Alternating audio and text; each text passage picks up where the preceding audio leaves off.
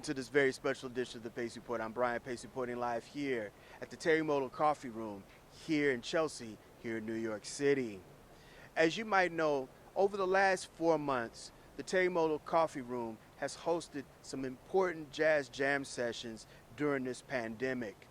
Every Saturday from 12 to 4 o'clock, trumpeter and vocalist Benny Benack III always hosts the impromptu jazz jam sessions. Now, there was a very special event that took place here at Terremoto about a month ago on Sunday, and it featured two of our very important stalwarts of the jazz game, the great Victor Lewis on drums, as well as the great George Cables on piano. Now, they came here and they blessed the fans with their two sets for over 2 hours to well over 100 people. Now, what's beautiful about this set is that it also meshed the old with the younger generation, meaning that Alexander Claffey on bass, as well as Stacy Dillard, dwelled in the moment. And what you're going to witness is highlights of this performance. I sat down with Mr. Cables and we talked about his role as a leader. We talked about his presence as a composer and what inspires him to compose, and what his reflections are on the next generation of jazz musicians coming up in the game. Now, I want to give two caveats about this too. We were supposed to do this interview back at the end of last year, but because of COVID-19, we couldn't do our interview at Dizzy's Club Coca-Cola. I did shoot some footage for that particular interview that we were supposed to do, and I'm also incorporating it in this piece. And in that trio, it features Victor Lewis on drums as well as Essiet on bass. And also, 7 days before this event took place, Victor Lewis had hip surgery. Now, this video is going to show you the essence of how New Yorkers rebound and how the music is keeping everybody live and thriving as we keep this tradition moving forward. So sit back, relax, and enjoy highlights of the legendary George Cables on piano, Victor Lewis on drums, Alexander Claffey on bass, as well as Stacy Dillard on alto and soprano saxophones here on the Pace Report, live from Terremoto Coffee Room here in New York City.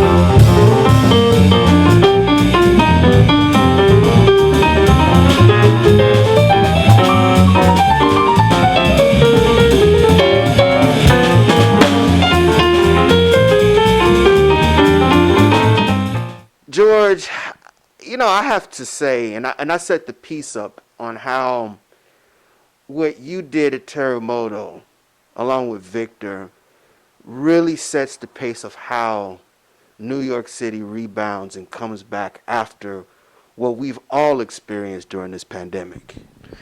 You know, that was fun to play for a live audience. That was healing for, I think, for the audience, but it was healing for us as well because we had someone we could, actually see that we were playing for. You know, when we play, and sometimes I'll tell a live audience this after we get finished, is that we have energy that's obvious. We have the energy going out from us to them, but we feel their energy coming back from them to us, and that kind of makes them our musical partners. And I felt that way. I just did something at Smoke this past weekend, and Paul told me that there were people that were in the street that walked by and started crying, because they had the windows open, but they said, "Boy, it's amazing to hear live music. We've missed live music. It hasn't been any live music since March." And the other people started dancing in the street. But music is a great healer, and it's something that brings people together, and it's good when it's sort of one-on-one, when you're right there, not just hearing music, but seeing it made in person. Another thing too, Victor had hip surgery 7 days before you guys hit, and you guys played like you were in your 20s or in your 30s. Well, when you play music, it's not like you just kind of sit there and go through the motions. It's something that when you play, you just give it all up emotionally. I mean, I've had Larry Willis was one of my mentors, and one of the things he would tell me is, like, don't play everything you know. You don't try to play everything you know every time you play, but thinking about that, you try to give everything you have.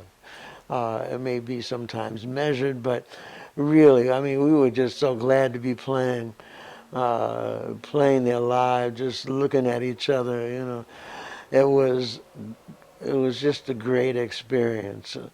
And I can tell you, playing with Art Blakey, when I started playing with Art Blakey in 1969, and I seen him play and heard him play like he was 19 years old, And same thing with Dexter Gordon. He would tell me stories about Art Tatum, and he'd say, well, Art, he didn't like people to sit in, but he let me play with him.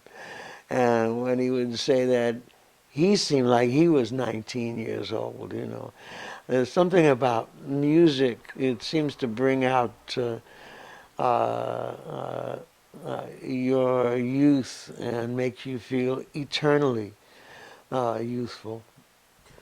George, a very important thing that you just shared with me and my viewers is that we have two gentlemen that played with you guys. You had Alexander Claffey and as well as Stacy Dillard, and it's the reciprocal effect. You were doing what Blakey did to you when you played, and you're doing it to those guys. Yeah, well, Alex was in my combo at the New School too, so that is even more something else to relate to, because I've had that relationship with him, and now I've seen him on the bandstand, and I've played with him on the bandstand, and it's just great because it's something that you hand over to someone else. You just don't say, well, this is mine, I'm keeping it, but it's yours to give, not just to the audience, but to the players you have, and you want young people to grow up and play this music, because it's not about you so much as it's about the music. That's the thing, to keep that alive. That's more important than each individual, because we're here for a very, very short time, but there's something that we leave. And there's also, I mean, there were other people used to say, Chico Freeman always used to say, each one, teach one. Right, right. Yeah. You know the importance of leading a band. You know, you've played with everybody and you're mentoring a lot of people now. What is it now that you have as a musician, as a pianist and a composer in playing in your own ensemble? What's the mind state now at this particular part of your phase of your life? Well, in simple terms, I get to play the melody. But more than that is that, I've played with other people as a member of somebody else's band. And I know, and I always felt that being a quote unquote sideman is not just being a backup musician. Joe Henderson, you would say, like, I'm the captain of this ship. Yeah, so I feel like I'm the captain. But these guys are, everybody's a first mate. Everybody, whatever anyone does, affects the music, affects what direction the music is going. And sometimes, in the moment, other people, the drummer may be the driving the band at the moment, or the bassist, or whomever is taking the solo, or just uh, whoever is making this an important statement that people, a strong statement at that time.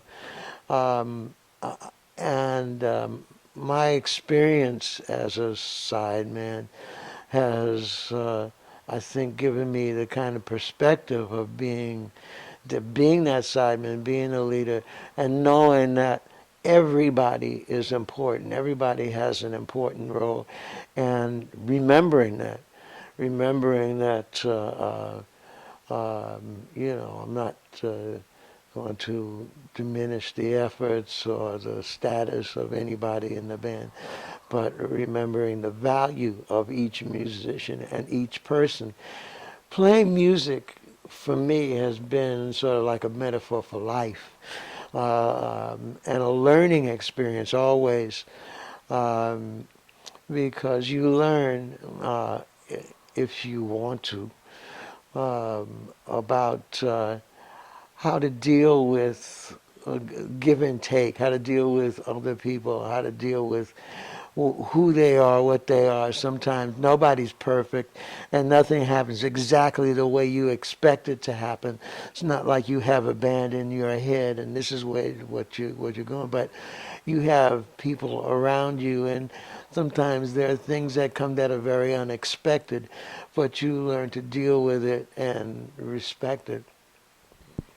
George, what do you look for in a leader when you're choosing people to play with you and to interpret your music and your sound? Respect and flexibility, talent, uh, and desire to play music together. That basically is it. In general, I mean, and trying to be creative, being a creative force, and kind of a generosity of spirit, one that where you have give and take, flexibility. I'm sure that there's some adjectives or some things that I'm leaving out, but basically that's it. I mean, I can't really be specific because this music is like discovery. And now that I mention that, I just some things I like to say is that some people say, well, this is my creation, I created this, and I don't think we're all creative people, but I think that we really discover things when we write, when we write a piece. I think everything is in the air. It's all around. And we discover what's happening. We discover what we do when we write a piece. And I think with that kind of attitude, it kind of keeps your head in the right place, rather than thinking that you are the creator, or something, So that know where you are and be, keep your ego. You got to have your ego and how you feel, but just know that you should be grateful to be in the place that you are, and to be able to do the things that you do and receive the things that you do.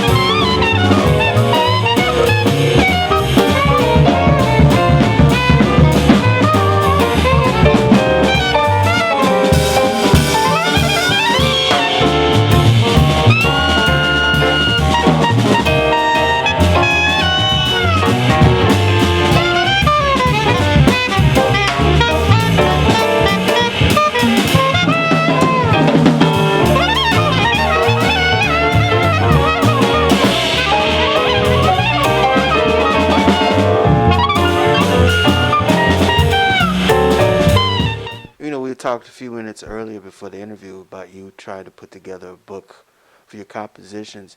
Do you find that writing is easier now at this phase of your life? No. Sometimes it's really easy. Some things for me come, like they just come. And, there's a process that you do sometimes. It's a process of creating a problem and solving it, or creating problems, plural, and solving them. And some things you're writing, it's maybe like pulling teeth. There's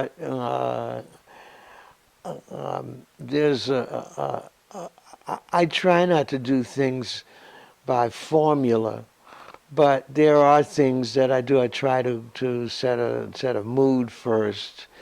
Maybe different devices that there are, but I try not to do like people do soap operas or do sitcoms. That it's like doing the same thing over and over again, by using the same formula. But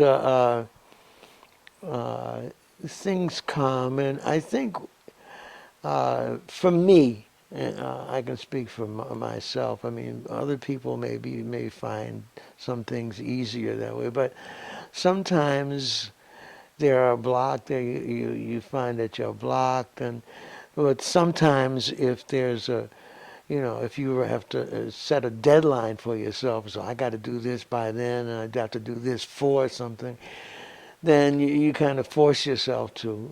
I don't do that a lot, but I just kind of play and see what comes. I might have some motif in my mind and try to develop it, and then go to the piano and work it out. Or I might hit something on the piano and say, "Wow," and see how can I deal with that.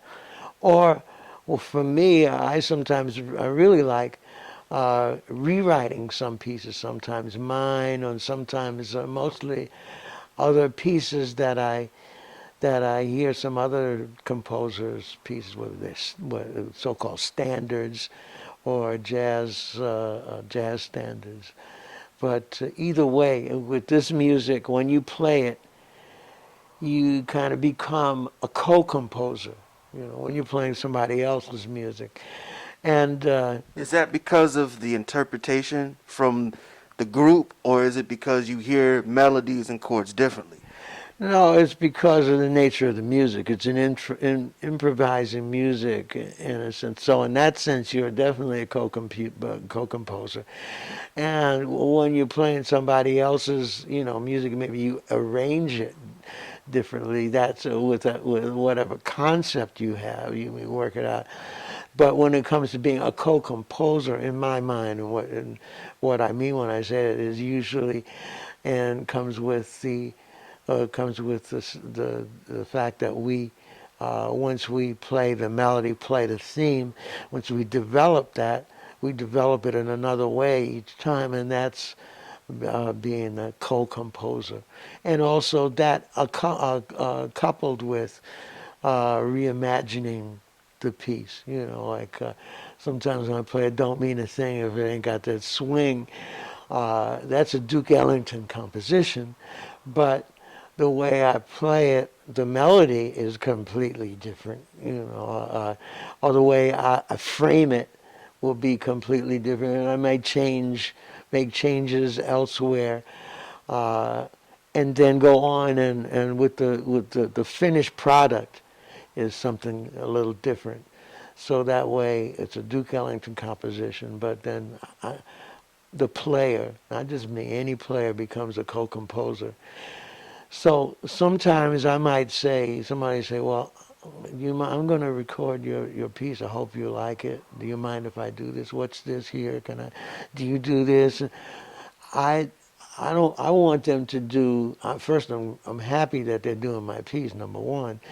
And I don't necessarily want them to do the piece exactly the way I wrote it. I mean, there's some things, maybe some keys in the piece that say, well, this is what I meant here. But But all in all, even there, if people make those changes, whether I like them, whether I don't like them, a lot of times I might hear something somebody does differently, and I could say to myself, wow, if I thought of it, I would have written it that way. But I appreciate those people taking the piece and making it their own. I got that was reinforced to me by listening to especially two bands, Miles Davis band and John Coltrane's band. Say like the way played Body and Soul, all the way Miles played I don't know Footprints, or Freedom Jazz Dance, or any of the, I'm just using those as examples. But Miles is a master of just making whatever he plays his own. And around midnight, I mean, from what I understand, Monk wasn't thrilled with some of the changes he made, but still, that is what this music is about. I've heard it. I mean, the older guys will tell you that, and now I guess I'm one of the older guys, but. Billy Taylor told me that he was sat with Art Tatum, and he said, well, I'll show you what I do, but you have to, you'll do what you do your thing, do this the way you do it. So, when you copy somebody and you do, or play you do that thing the way they do it, or that's good, that's a learning device, that's fine. But then when it comes down to playing it, you have to be your own person. You have to speak for yourself. And it's like having a child. And you love your child, you want him to be this, you may have hopes for this, that, and the other. But once you let go, he's his own person. He's going to go his own way. So you can't live that life with him. And you have to do that as well for music. You can't hold on to that thing forever. Like Alex Stipiagan recorded "Think on Me," and he said, "Well, I did something. I hope you like." It's like, in a way, he's given to me, and it's sort of walking on eggshells about. Well, I hope it was cool. He made changes, but I thought it was great, and. That's an honor, not to cut you off, because he's in the not only the respect mode, but he's like, I'm playing with George Gables. Oh yeah, I mean he did it. He didn't. I wasn't on the record, but I mean we played together for sure. Right. But he did it and gave me this. Oh, wow, that was great. And I heard Jeff Keezer do Lullaby. He did one, and that's definitely once in a while. I wish I had thought of that. And Ebony Moonbeams too. So whoever does pieces, I've had wonderful experiences. Now I've done pieces like Bobby Hutcherson has recorded maybe more of my pieces than any other one person, and he's done things, and I've played the pieces with him, and maybe his approach would be different than mine. But it's one that, especially, when you're sitting right there, you say, no, it goes this way. No, it doesn't do this. No, it's, I've done that occasionally, but with Bobby, you just say, okay, all right, this is nice. I hadn't thought of doing it this way. Or maybe I had, but decided to do it another way. But those things in writing pieces and playing them, have other people playing your pieces, is always for me something very special. And it's always something I look forward to seeing what other people do with my music.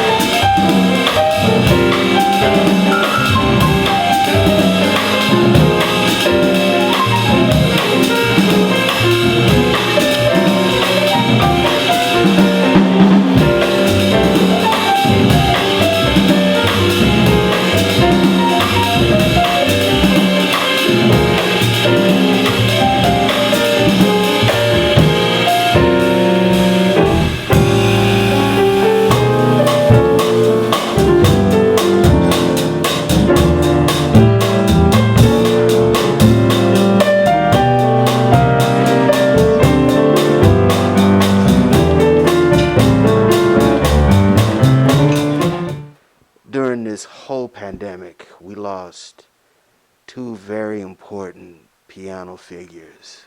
One who you mentioned earlier was your mentor, the great Larry Willis. But we also lost McCoy Tyner.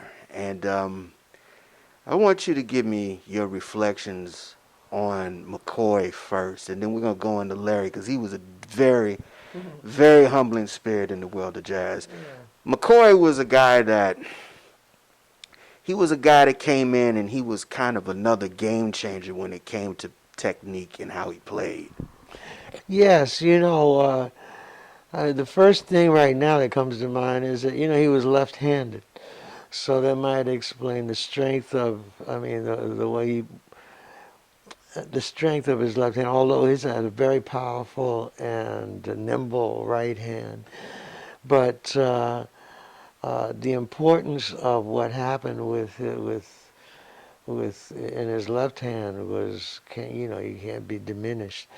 But I think for me, I first heard him. I didn't know who he was. I didn't really know much about jazz at the time, but I heard him with the Jazz Tet at the Paramount Theater in Brooklyn. And I was there with a church group that took, it was like a little trip that we were taking there. And didn't know it was McCoy Tyner until years later. Said, oh, McCoy Tyner was playing with the Jazz Tet. But McCoy, to me, was a great spirit, very warm person. And I was always grateful and surprised to always be greeted warmly and treated, and he really treated me well. McCoy, he played the piano like a drum, in a way. And that was really important. And it was really important for me to think about chords, not just as chords, but as colors. And I think I got that from McCoy and from Herbie Hancock. Those two people kind of exemplified that, and when I think about using colors, I think about those two people specifically. But McCoy also played that piano like it was a drum, whether he was playing in the harmony, in the chords, against the chords, and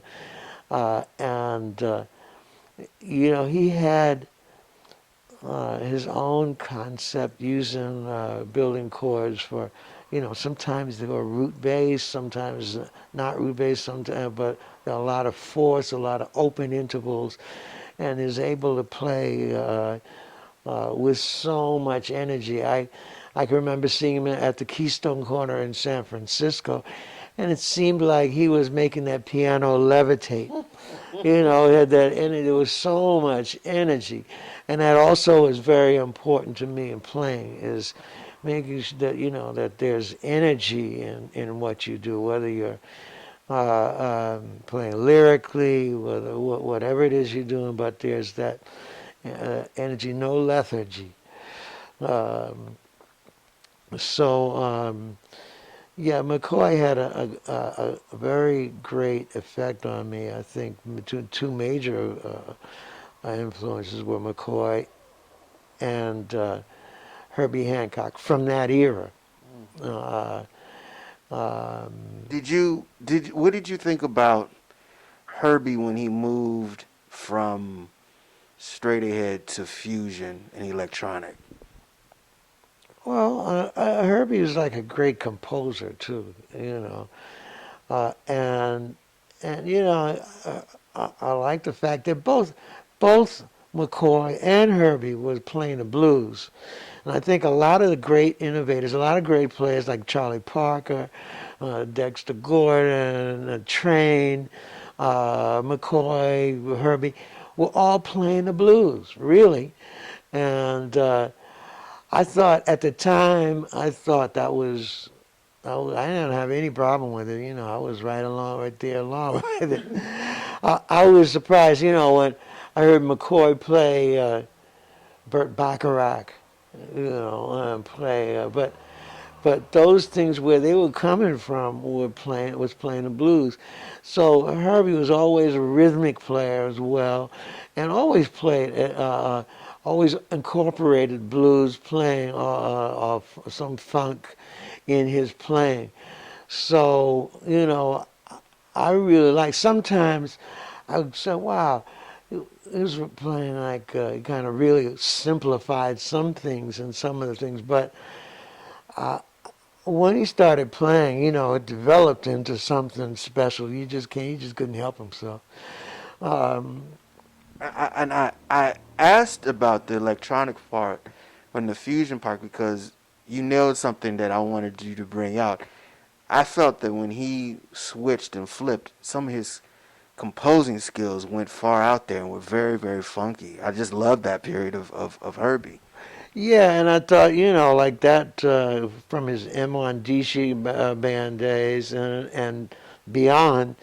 I can remember when he was using the vocoder. That was different, like that. And he had and the stage presence. He was always aware of stage presence, which is good. I can remember when he was playing at Fender Rhodes, and he had a pedal, volume pedal or something, that when he would do this thing and put his foot on one pedal, on the sustain pedal, and then when he'd raise his hands like this and he would use the volume pedal to raise the volume and his hand would go up.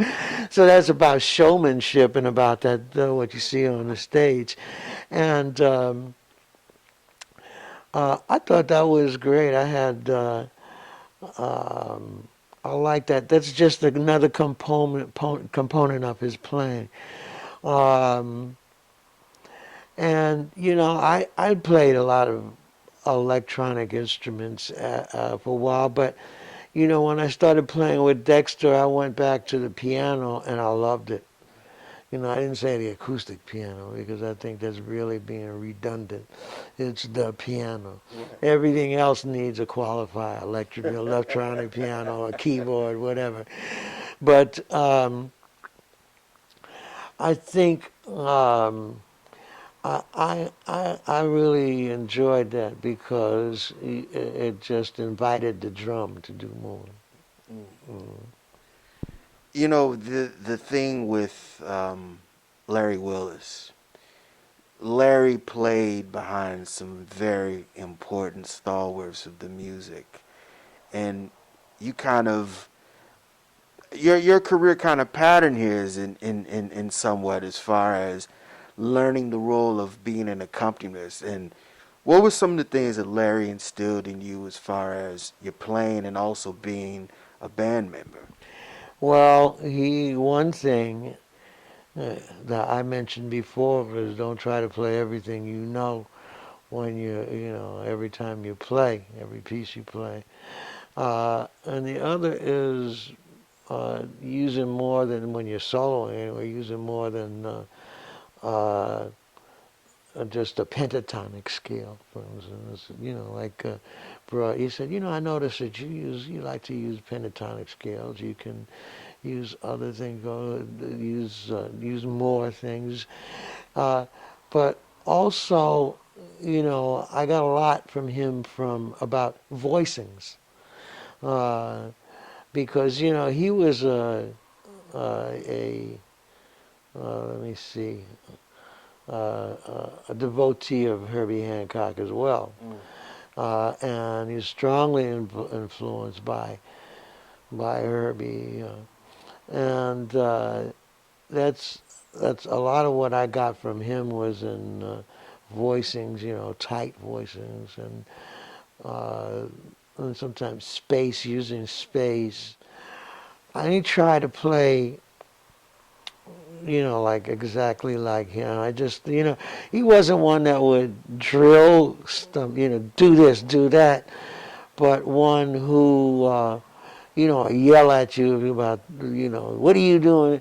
He was the one that would encourage you and try to see what you did and what he could help you, how he could help you to be yourself and give you some of the things that he did. You know, that was a great way to I think, to try and coach someone. And it's what I try to do, is not try to say, this is what you do, period. But, you know, see what somebody is doing, what they have, how you can encourage them to bring out and develop what they do, what you think they're about to, what they can offer.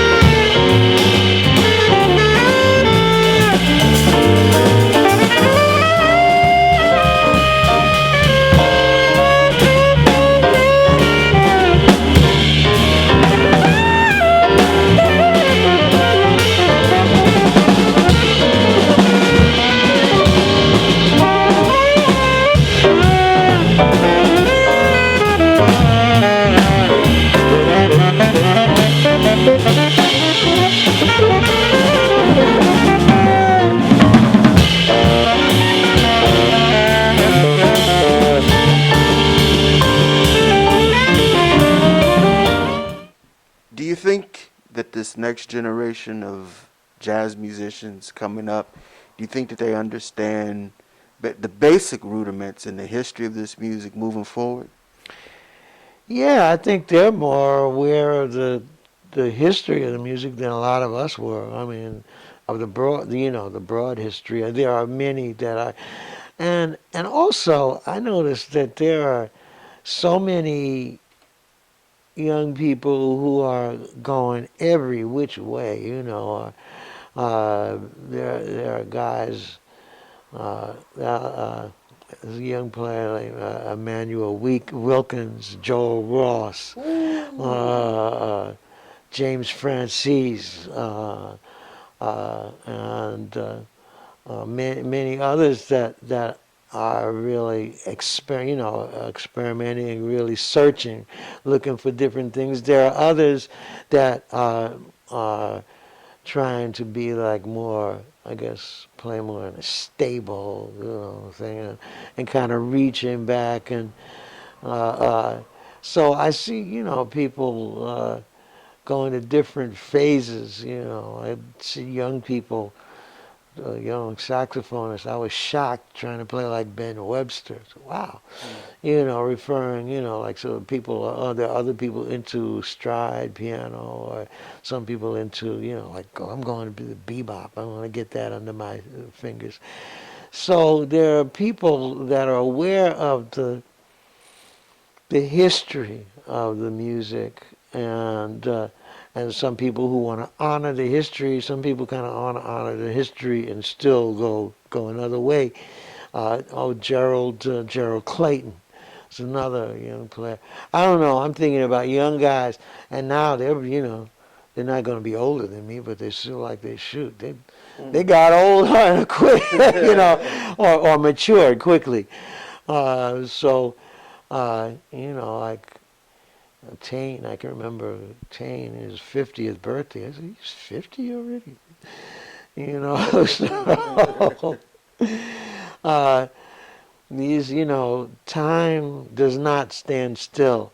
And that's another thing for us. If we start standing still, it's like we're going backwards. Right. I at some people, at some time, there was a time that there was an announcement, but somebody announced in Downbeat many years ago, jazz is dead. And that was a thing going around. No, I don't think so. Jazz, nobody knew what direction jazz was going to take. What can we do now? Guys there's the avant-garde that's taking things way out, and they said that's not going to fly. But all those things now are coming back. All elements of all this music are coming back for new generations to come. Now, it's not a music that we hear, well, I was going to say on the radio a lot, but then now we've got YouTube and different platforms in which we have access to a lot of music. And I'm really gratified to see young people playing this music and interested in this music. And then one of the things about playing this now, after this pandemic, now I've noticed that guys are playing on the street. And I've seen people, I mean, I don't know if they would call themselves jazz lovers, like I'm a jazz person, but people responding to this music just for what it is, not that it's jazz or punk jazz or this or that, whatever category it is that the industry decides that it wants to throw something in. But they just reacting to his music coming back. Wow, that's happening. That's great. Even people walking by when there's an audience on the street at like a Terremoto, the people responding to this music, and it's smoke when people hear it. That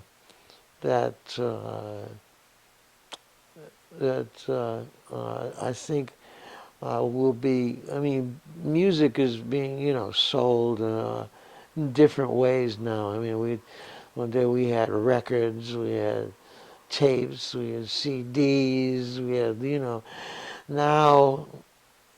Now what's next? I mean, things are changing. I think it's streaming, and I don't think streaming is going to be the only way to go. I mean, live music is back, but I think streaming is going to be another component. that's going to be a part of it. So now it's going to happen with the record companies. But anyway, all this to answer, yes, I like I like what I see with young people, and I think I'm very positive about the future of this music.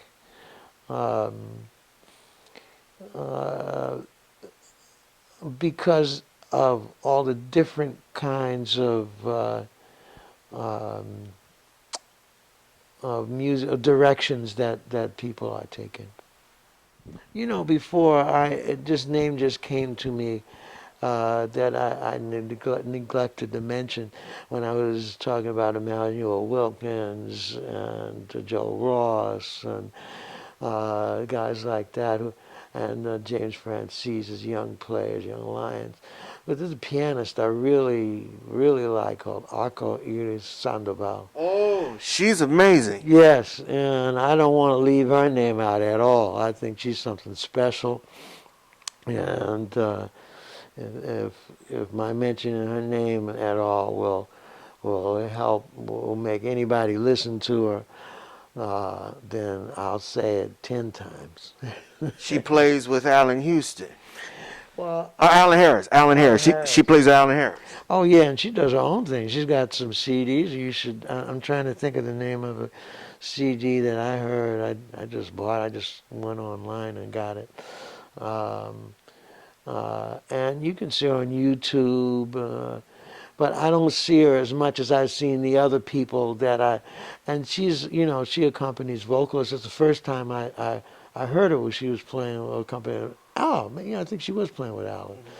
But it was at a party celebrating Yvonne, I can't think of the last name at the moment, celebrating the life of a dear friend who was a great music supporter, and but she's got I used to hear her playing with other instrumentalists that she's got something, and she writes great. She's got a great concept.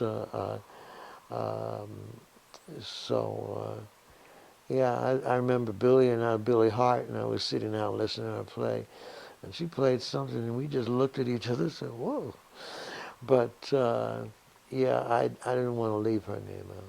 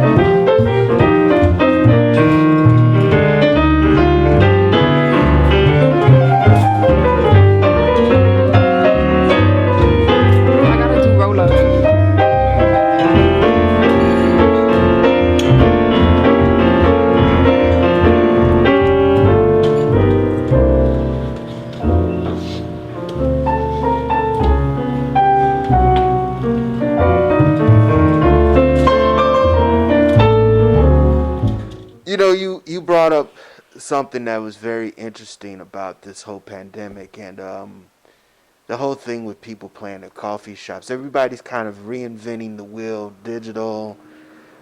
Um, During the 70s and early 80s, New York went through this loft period. The loft. Do you see the way everybody's leaving in exodus numbers of New York City and how some of the music, Smoke is open, Smalls is open, Ruby is open, but a lot of the other major jazz clubs are not operating now. Do you see that kind of vibe coming back to New York City? I can't really say. I mean, I'm hoping it does, but I think, like I say, it's going to be with other components. And I think so. A lot of it depends on New York, has to do with tourist trade. I mean, the people that come to New York from other places, as well as the New Yorkers. But I think this outdoor thing, this thing that, and maybe this streaming, and this might uh, this might be a kind of a help to broaden the audience that we can get. We don't know. I think once we'll be better able to answer these questions once we deal with the fear of spreading this disease. So I hope we can, take some measures and be, like wise measures, and uh, and really, I mean, people are starting to get tired of being left, being locked up. I can't do this, can't do that. What about this? But we find maybe new ways to deal with these things. We don't know what's happening in the future, but we just want this music to happen, and we want to be able to do this in a one-to-one or a person-to-person manner, so that we can uh, be, play for live audiences, and live audiences can see live musicians without, because there's some people who are, especially I think some of the older folks that are turned off by, well, I got to watch this on a screen, I want to be there, who've lived their whole lives that way. And now younger people they want to be there too, but maybe they're more um, open to the accessibility of streaming and of places like YouTube and was it Pandora and Spotify and stuff like that. So we'll see. But live, I think people need that live interaction, and that's going to come back. So I think. Maybe this is a lull. I can remember in the 70s, New York looked like it was going to be, it was over. But, we come back. We're resilient. We're people. Is that why you left New York and went to LA? I mean, you needed some sunshine, you needed Well, a change of actually, pace? New York was getting pretty depressing, and I like to travel anyway. I mean, that's part of my nature. I got wanderlust. So, uh, getting back, even when I was in New York, I was going to school and I was going to Manus at one time, and I'd be walking around New York. Maybe I'd spend a lot, there were nights I'd be walking from Central Park down to the Village, walk around, just stop and get something to eat. Just spend a lot of time walking the streets, but one of the things is after being on the road, I said, wow, what's this over here? What's that over there? I like that. But I always felt like, no matter where I was, that I had New York in me. So when I was living in L.A., I still had New York in me, and I had to be back as far as my attitude was concerned. I was always in New York. Went to San Francisco, and I was kind of I mean, San Francisco's small. I love San Francisco. But, I come back to New York, and I miss San Francisco. That's my other home. I mean, I love the Bay Area. George, did you find that the musicians play differently out west? There's always this thing.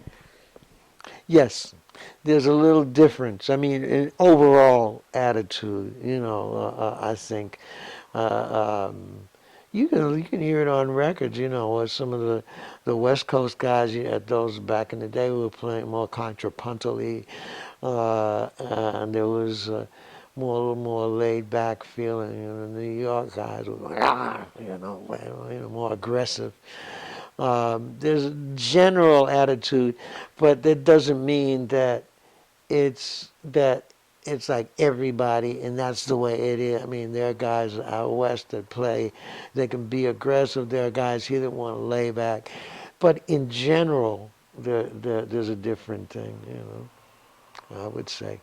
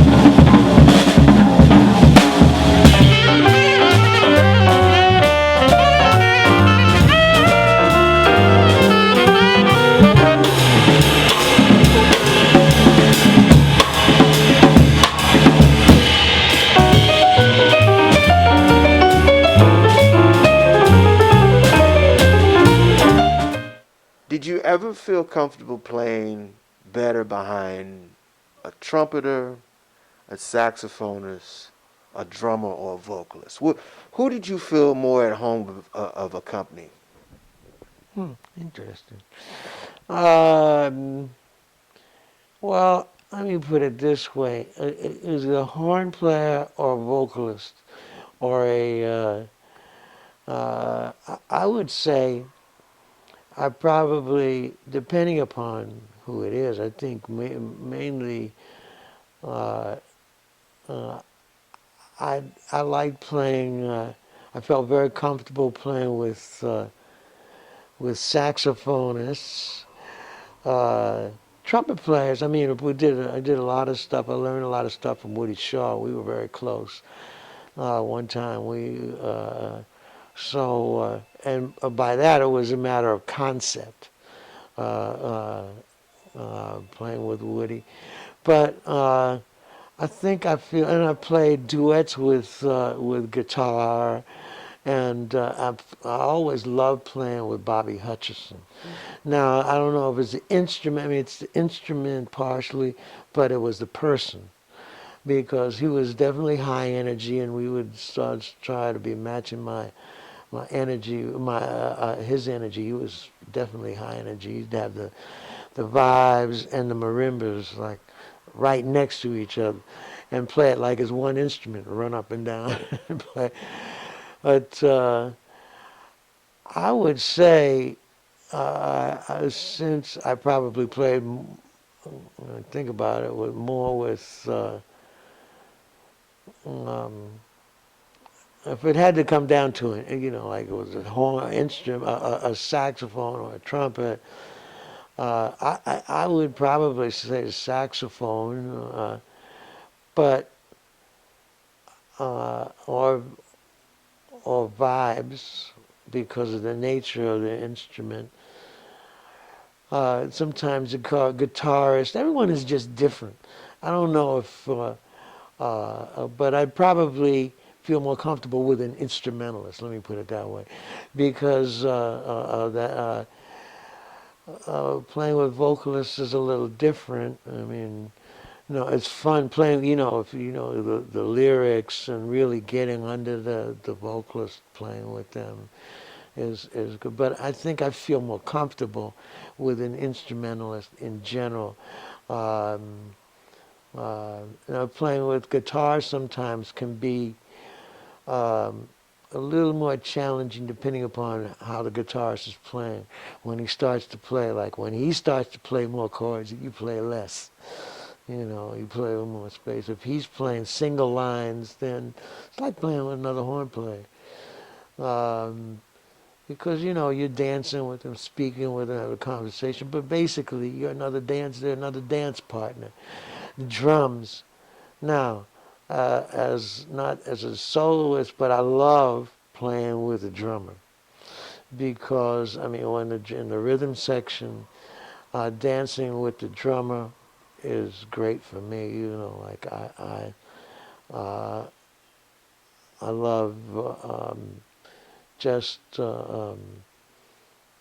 kind of finding the cadences um, and trying to when you make a band sound like a band is when, is trying to get the rhythm section together.